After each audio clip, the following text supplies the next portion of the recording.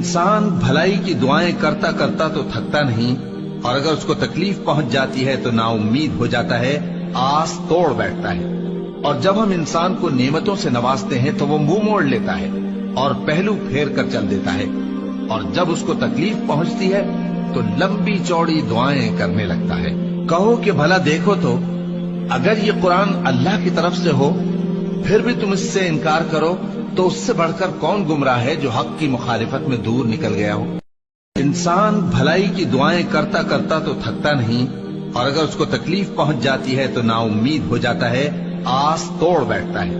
और जब हम इंसान को नेमतों से नवाजते हैं तो वो मुंह मोड़ लेता है और पहलू फेर कर चल देता है,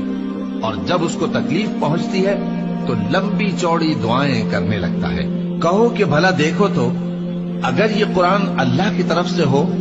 फिर भी तुम इससे इनकार करो, तो उससे बढ़कर कौन